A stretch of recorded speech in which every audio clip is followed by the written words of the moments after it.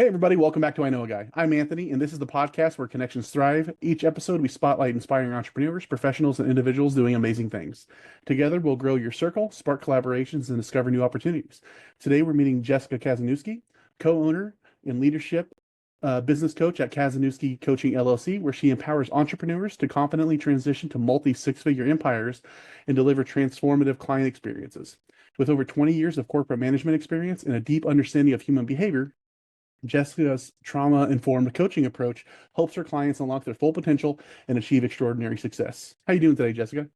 I'm really good, Anthony. How are you? I'm doing pretty good. I can't complain. 2025 is off to a hectic but awesome start. Yes. So I'm over the moon, right? I'd rather be busy than not. So it's exciting. It's exciting. But how about you? How's 2025 treating you so far? So far, so good. A little cold, but other than that, nothing. Business is going great. Family's going great. We're all healthy, so can't complain. There you go. That's a big one. There's a lot of sickness going around right now. So and I know we talked offline. You're getting over it. I had it a couple months ago. It's been anyway better now. So just start off. You said it's a little cold. Where are you located? Chicago. Yeah. So we have nice Arctic weather. Yeah, Yeah. yeah. No, I get that. I'm in the Midwest as well, and it can be, people think Midwest, they're like, oh, it probably gets a little cold. No, it can get cold, right? And we get cold, and we get hot. We get all four seasons, but we get them good and hard, right? So that's the Midwest in a nutshell. But are you newer to the area? Are you a lifer? You've been there forever? Oh, lifer. Yeah, I've lived in Chicago or the Chicagoland area my whole life. Yeah. Okay, So awesome. Well, as somebody that grew up, in downstate Illinois, and am now in Iowa, been to Chicago a couple times. But for those that haven't, or if you have, let's say you have some friends coming in that have never been there, where are you taking them first? What are you doing? Where are you going to eat? oh, good question. Where are you gonna take them first? I would take them to my favorite museum is the art museum, which I know is not, in the top five of a lot of people, but it has so many interesting um displays and what's the word I'm looking for, artifacts and stuff like that. That's my favorite museum on Michigan Avenue. And you walk by it like it's very unassuming. You walk by it not even realizing you just walk by a museum. So that would be my first, like, I guess, big touristy spot I would take them. And to eat, no chains. All the chains stink. I would bring them to a mom and pop pizza place. We have, I mean, a million of them in Chicago, and they're all amazing. But none of the big chains like Pizzeria Uno and uh, uh, Pisano's. And no, you got to go someplace that's a mom and pop place for pizza.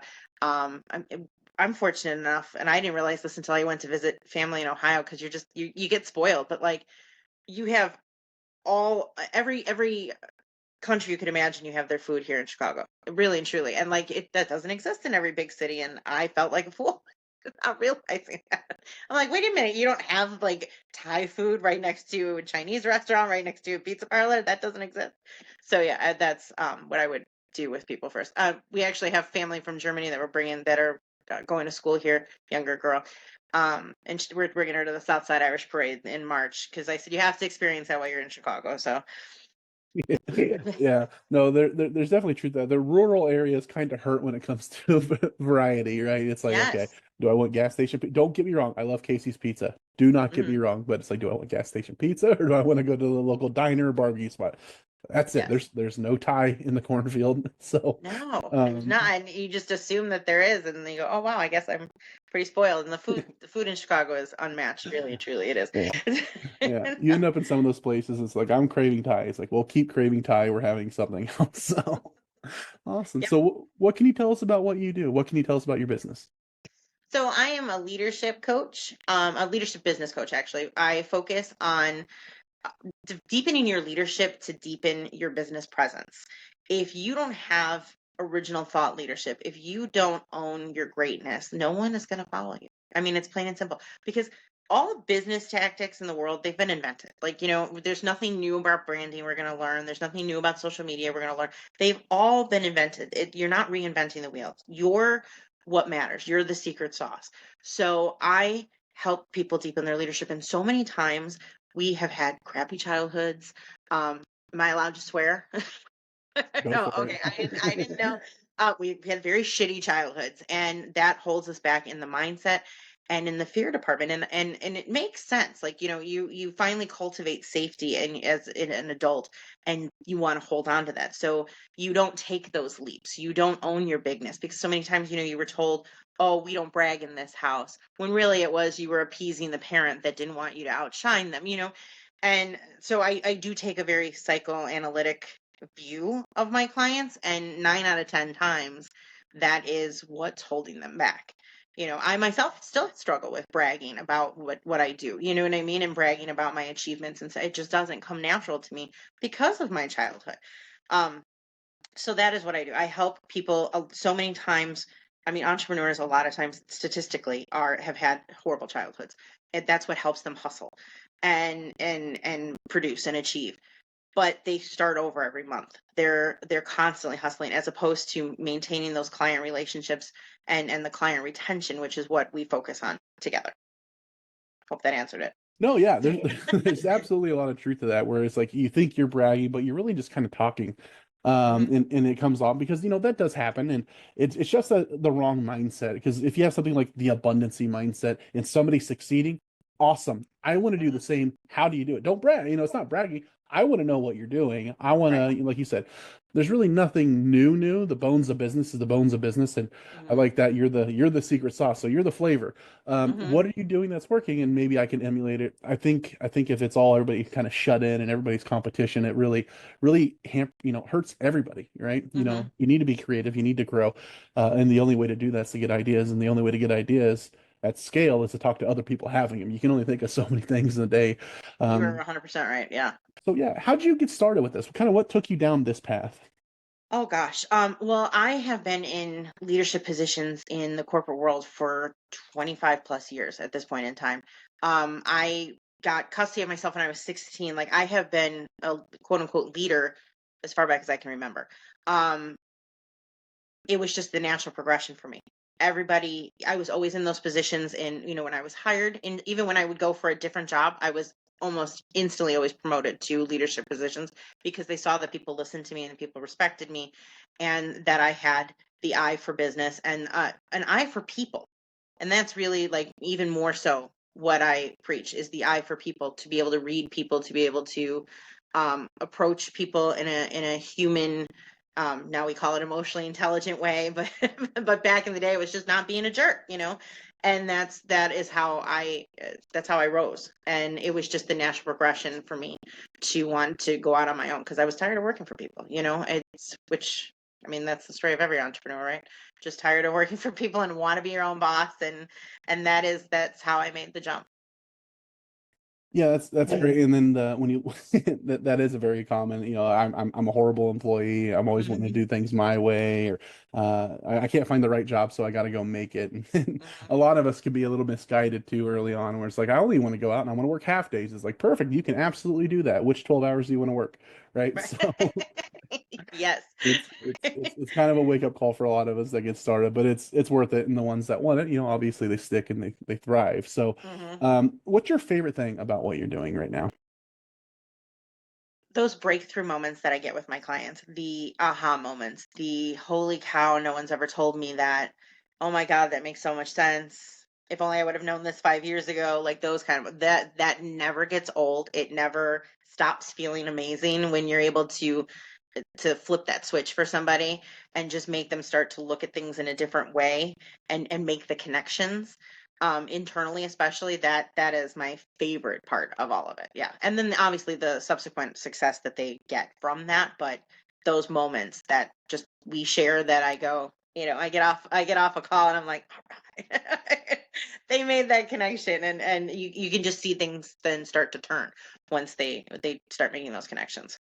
I really like that because that's the exact opposite of what you were talking about earlier, where it's like, don't brag about yourself. Mm-hmm. Kind of keep your successes to yourself, don't outshine. But having the mentality now where it's like, no, I want to hear Hmm. you thriving. I want to see your success. I want to be there to kind of bask in it a little bit and say, you did awesome. I'm really happy that Yeah. even the small part I could play led to that. Right? That's the appropriate mindset. I think that's what we need more of out there. I think we're getting it. I think a lot of businesses turning that Yes. way, where it's less competition, more Yes. collaboration, and I'm all Hmm. for it. Yes. Um, There's so, room for everyone at the top. Absolutely. oh yeah, I believe no, that. absolutely, and having that mindset is just, you're more likely to get there, right? Mhm. It's human nature. Help enough people get what they want, you'll get what you want. There's the golden rule. There's reap what you sow. There's karma. We've been saying the same thing for thousands of years, right? And Mhm. then everybody, you kind of make that discovery and you kind of word it your own way. And that has kind of been a through line with everybody I've interviewed that are, have any kind of success, is I just went out to help people, and I wasn't shy about talking about myself and talking about them and finding out how we can collaborate and work together. That's the way it works. So Absolutely. that's awesome. So what are some mistakes maybe early on in your career that you kind of had a stumbling block, or that you see others constantly making, that you would advise an aspiring entrepreneur or a new entrepreneur or just entrepreneurship in general, that Oh, you might be able to give advice to? stop listening to everybody. Like, you have to just shut everybody out and focus on your own thought leadership and say the thing. Like, don't be afraid to say the thing, because you're going to repel people. Like, I think I know that was my biggest thing, is like, well, what if I upset somebody and they stop following me, or they stop doing, they're not meant for me. And until truly accept that you're going to repel people, and you want to repel people, because you're not for everybody. Listen, I swear like a sailor. I will tell you, I am not the friend or coach that tells you, oh, you're doing everything right when you're clearly making monumental mistakes in your life. I am not that person. I will tell you when I think you're wrong. I will tell you when I think you're being dumb about something. That flavor is not for everybody. I 100% get that. There are people that need their hand held and need to be told you're wonderful and beautiful 24 hours a day. I'm not that girl. So I know that I'm not for everybody. And once you like really dig in with that's when you actually start making the content that starts getting the attention, where people go, hey, wait a minute, I resonate with. And there are going to be people that hate. I had a nickel for every time somebody told me I was a loudmouth bitch. I mean, and it's no offense, it's always men. It's always men. I'm like, well, that's for you to take up with your therapist, my friend, because I am who I am. But people who want to not be like you, but like you speak to them, those are your people. And that is the biggest mistake I think entrepreneurs make. They follow, oh, do the funnel down or do the funnel up, or you have to have an email list right away, you got to have a website right away. No, you don't. Just go this. Just shut everybody up and do, because you're eventually going to have all of those things. You know what I mean? It's just a matter of what feels most aligned and comfortable for you going forward, and the pace you're going. So you just have to shut everybody up. You really do, because otherwise you'll drive yourself mad. And You that's will. fantastic advice. And there's a lot of truth there. It just boils down to being authentic.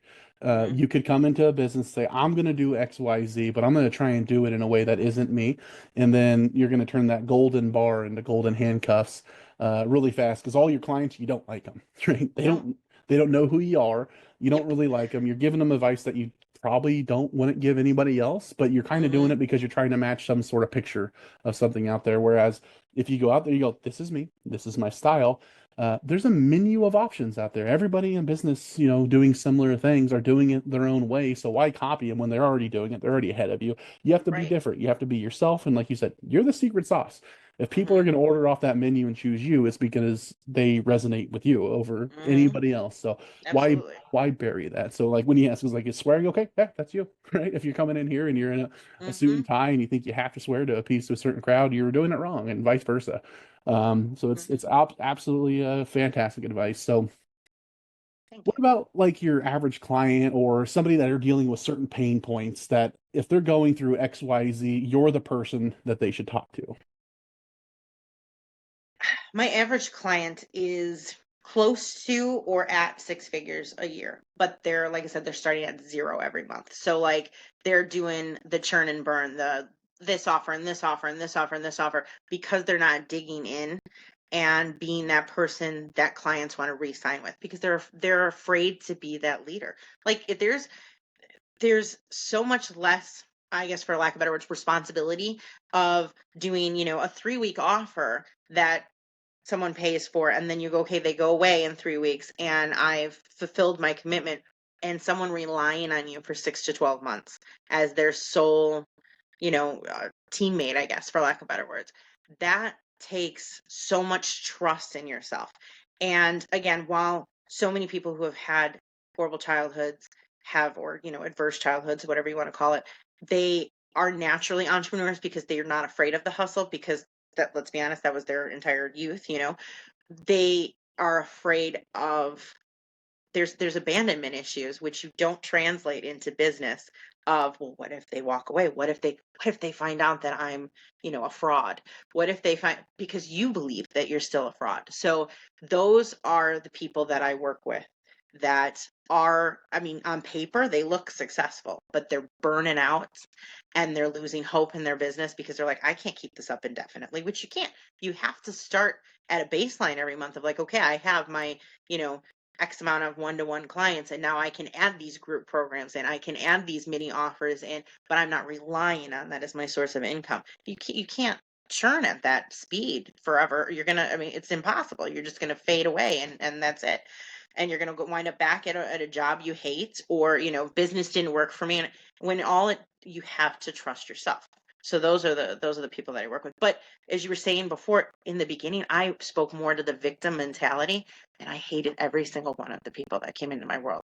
I was like, you just want to bitch about your child. And I get, and there is an element of that in what we do. Like, I get that you got to purge some of those feelings and stuff, but also the wanting to move forward are the people that I needed to call in, and I wasn't calling them, and they just wanted to stay in their cycle of, you know, licking their wounds and stuff. And that's great. We've all been there, you know what I mean? But until you move past that, you're not gonna succeed. So. Yeah, and that's awesome that you recognize that, because there are a lot of people, and a lot of us have had that, like you mentioned, that portion in our life where we're miserable or we're sitting in our misery and we're like, I Hmm. just want to enjoy being miserable for a while, and that's Hmm. part of human nature. We Yep. all have a tendency to do that, but like you said, the people that have been there and are go, okay, this sucks, like Hmm. I want to not be here anymore. Right. Those are your clients. That makes sense, absolutely, and like that would absolutely get on my nerves as well. Where it's like, hey, I'm Yeah. trying to help you, and you're just like, I'm You're shoving happy. every Yeah. excuse in my face of why you can, and like people fight for their excuses. Oh, Anthony, absolutely. people, you know, I don't think people realize that. Like when you hear that, you go, "What are you talking?" People fight for their excuses. They fight for that part. Yeah, they Yeah, do. yeah, yeah. I don't know why, but it's again, it's human nature. So, Yes. what about power partners? What are other industries or other professions or other, just people in general that you can refer back and forth with, or you both might be able to help one another? Kind of just people in your circle. Oh, you want a name? Well, you're one of them. Uh, um, I meant more like a general, like, oh, other coaches or CPAs or just kind of just oh, yeah, industry. other coaches. Yeah, there are coaches like who do what I do, but do it differently and do it in like I have a bit every coach I think has a coach. You know what I mean? And because you need it. You need that person to bounce stuff off of. You need a mentor no matter how high up you are. I mean, President of the United States calls on Tony Robbins. You know what I mean? You need it. Um, it's funny because my coach, and I adore her, she speaks in what I call glitter speak, of like she speaks in queen and yes, and you know, you're a bad bitch. I don't talk like that at all. But yet she resonated with me because more I saw past that, like where it would normally have repelled me. So I refer people to her who speak like and like that kind of energy that I don't get. You know what I mean? I'm not like that, not that I'm not pro female, but you know what I mean? Like I'm not that, again, that glitter speak. I just don't do that. But I have a whole circle of coaches that I mean, I've referred many people. I have a very good friend who's a human design coach who, even though I know it, I don't know it deeply enough where I feel like I could, you know, really aid you in that. I do bring those elements in, but not to the depth that she does. Oh yeah, I have a large circle of coach friends and corporate individuals and yeah, all kinds of stuff like that. CPAs, lawyers, all of that. Oh yeah, the referral, your network is your net worth, isn't that the saying? Yeah. So there's a large group of people, yes. Yeah, no, and that's important to have. Sometimes you talk to somebody, you go, no, I do it all myself. Well, you're going to do it all mediocre, right? You're not going Yeah. to be able Oh to yeah. to fill that role. So it is important to have that circle and have be able to build trusted relationships, because it's one of those things where somebody's already has trusted relationships, already has a circle. It's kind of easier to integrate your element into there, as opposed to somebody else. I'm just going to do it all myself, and it's like, okay, then why would we work together, and how can we find collaboration? And you have that mindset that there's not enough for everybody, so I have to handle everything myself. So it's important to have. But very much so. what do you think the top traits are for successful leaders in today's business world? Empathy, um, curiosity, and knowing your zone of genius. Like you were just saying, you can do it all. You can, and here's the honest truth: you probably are going to do it all at the beginning because of financial constraints. And you go, well, how can I justify hiring somebody when I'm making this amount of money? And I get all of that. We've all been there, right? But when you hit a certain amount, or either in dollars or time that you're putting out, you have to recognize your zone of genius and pass off other things to other people's zone of geniuses, for lack of better words. You know what I mean? Like I need a bookkeeper because, well, I can do that. I did that for years in corporate, but I'm not going to do it well for myself because it's a whole different can of worms when you're an entrepreneur versus when you're working for a corporation and stuff, with balancing the books and stuff. This person's zone of genius is that. God bless. Here is everything. Go do it. But curiosity is very big because there are no problems that you don't have solutions for, but you have to be able to sit and be curious and go, okay, what is this problem trying to tell me? And look at it from those lenses. And empathy, because we do not have enough of that in this world. We just don't. As especially in America right now, we are as polarized can come, and we need more empathy for each other. You don't know what someone else is going through. Period. Yep. Absolutely. And that happens day to day. Somebody might have something happen, you talk to them and you go, "Oh, they kind of came off a little, man, not probably not my stuff." Yeah, but you don't know. Maybe their dog was just, in the vet. Maybe they ate something. Anything could be out there. So not holding a grudge for somebody for that, they always say it's super important your first impression, and it is. You kind of want to have that because not everybody's going to be empathetic, but also give people a little bit of a break on the other end where they come in and you go, wasn't the best first impression, but I've had that day. I've been in that and I've come Mhm. off that way. So I'm going to give them the benefit of the doubt and try. Now, if they continue to do it, obviously, okay, this is just you and we're not going to mesh. That's fine too. But don't, book by its cover and all that. So, Well, you did it with me, and I appreciate it. I canceling on you a couple of times. I was like, he's not going to want to work with me, and I don't blame him. But no, you didn't judge, and I appreciate that. no, absolutely not. Life happened. I've been sick. Everybody's sick. So if somebody goes, "Hey, I'm sick," I'm like, "Probably, yeah." It's been going Hmm. around. Everybody's dealing with it, and it's hit others harder than it did me. And I'm like, well, I know when I was feeling like that, I didn't want to meet anybody, and it happens. I'm I'm no better or worse than anybody else. So it's important to know that. But what can a trauma informed coaching? Okay, let me ask that again. How can trauma informed coaching transform leadership styles? You look at, so I also go into corporations, which we'll talk about on another episode, hopefully, if you have me back. I also go into corporations, but one of the things that I always tell people in that environment is the reaction that you get from somebody 99% of the time has nothing to do with the interaction that's in front of them. Absolutely nothing. They are not snapping back at you because you criticize their work. They're snapping back at you because you criticize their work.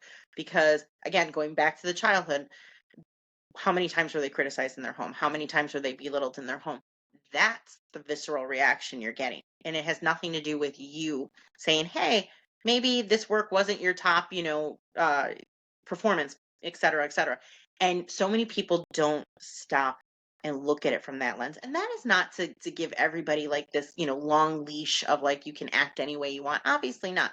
We have to, function as a company. You have to function, when you're an entrepreneur. But when you start to look at it through that lens of what has this person gone through in their life, and just a simple 5 minute, like, I go deep, I don't go wide when I network with people and stuff. And I find that when you talk to someone for even 5 minutes, you get so much information out of them, and you're able to look at them with a much more compassionate lens.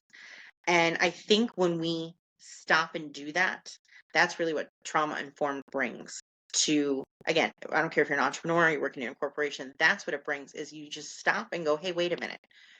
I'm not going to make this about me. I'm going to stop and go, what's going on in their life? And sometimes just asking that question, like, hey, what's going on? Why are, that didn't feel like an appropriate response. What's going on? And 9 out of 10 times people will completely open up to you just because you care. And that's what it brings. Yeah, and that goes back to the empathy, and you're absolutely right. Just asking a question, because guess what? Nobody else has, right? No, Right. nobody else has. How many times have you been in a bad mood? Out of everybody you talked to that day, somebody goes, "Hey, what's wrong?" Mm-hmm. Maybe none, maybe one, Right. maybe somebody that's really close to you goes, "Hey, you're off. What's up?" So yeah, that's fantastic advice. I like that. Mm-hmm. What's the best advice for entrepreneurs looking to scale to six figures and beyond? You have to focus on MRR, the monthly reoccurring revenue. You absolutely have to, and that is directly from deepening your leadership and client retention, which naturally follows. People want to work with you if they feel like you've got them. You know what I mean? Even if, and that's not to say you have to have every answer in the book. But being able to say you don't have a certain answer is saying you've got them. Like, if somebody came to me and said, I have no idea what I'm doing with building this complex course, not the person for you. But I will refer you to somebody when it comes to that specific thing. You know what I mean? Because again, I have a larger network that I can say, hey, this particular coach knows everything about building courses. They're gonna, steer you in the right direction. And I'm not afraid of losing my client to them because I have the, I guess, level of confidence in myself where I can go, hey, this is not my zone of G. I'm not going to have you build a half-ass course under my watch when I don't know all of the ins and outs and what you need. I'm going to refer you to potentially even another client of mine that I know does this and say, hey, you two need to hook up and work together.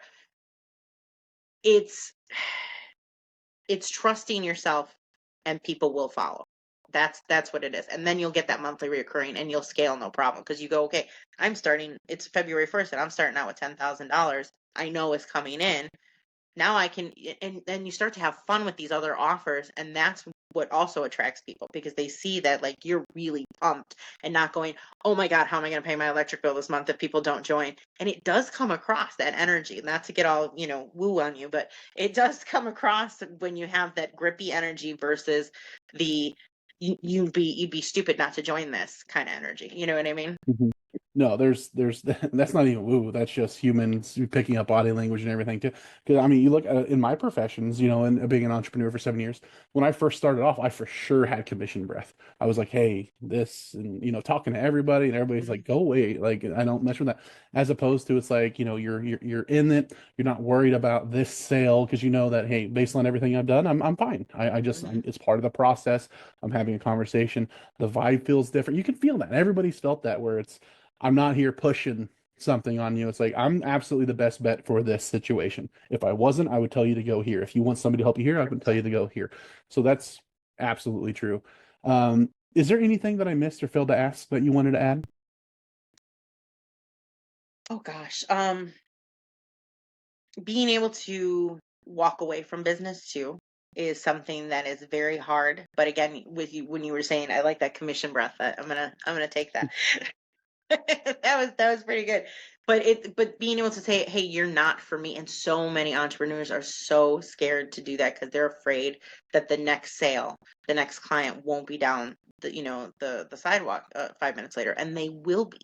But you have to trust yourself and walk away. And that means sometimes ending, I'm sure you've done this over 7 years, ending relationships with clients that you're just like, hey, we are just not gelling. You're not doing what I need you to do and thus you're not getting the results that I, promised to get you, and we are just not doing this anymore, and walk away, and that is so scary. But when you've reached that point, that's when you've really, trusted yourself, and you really are the leader that you say you are. Try it. It feels good to fire a client. It sounds bad, but it does. When you get that weight off your shoulder, and that was 80% of my time was going to trying to help this, and it wasn't working. And I'm not a Mhm. coach or anything by any stretch, but any kind of client, a lot of them need a lot more help, and they're not doing the things that you're trying to say. This is going to make it easy. Just do this. Everybody else is dealing with it, and then you feel bad because you're like they're having a bad experience. I can't help them. Fire the client. You'll just breathe a sigh of relief. Somebody, I'm so sorry that this isn't working out. I will absolutely give you the names of three or four people. Let's see if they can help you better. Mhm. Try it. Fire a client.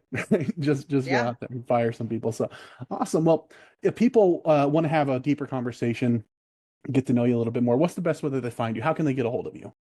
I'm on IG. I'm on Facebook. I'm on TikTok for as long as that's for as long as that's around. um, I'm working on I'm revamping my website at the moment, but I have a link tree as well that can get you to all of those things.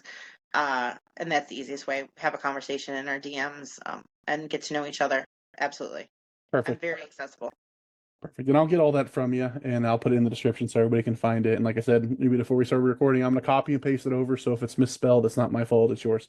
But So no, smart. we'll make it really easy. If anybody would like to get in touch with Jessica, absolutely do it. You're going to have a good time. You're going to have a fun conversation. I can't tell you how much I've enjoyed every conversation we've had. I always feel like I walk away, happier, if nothing else, but also knowing and learning a little bit more and seeing it from a different perspective, which is just as important. Yes. So absolutely, if you're a little bit more shy and you prefer an introduction, just ask me. I'm more than happy to make a three-way introduction. Other than that, if anybody out there, would like to visit and learn more about me, you can find me at ikag.me. You can find more episodes, subscribe to our newsletter, and connect with our growing community. If you or somebody would like to be interviewed, you can also apply on the website. But again, Jessica, I really appreciate your time. I've really enjoyed all of our conversation. Thank you. Me Uh, too. yeah, I hope we all go out there, we have an awesome day, and we can grow our circle. All right. Yes. Thank you. Absolutely.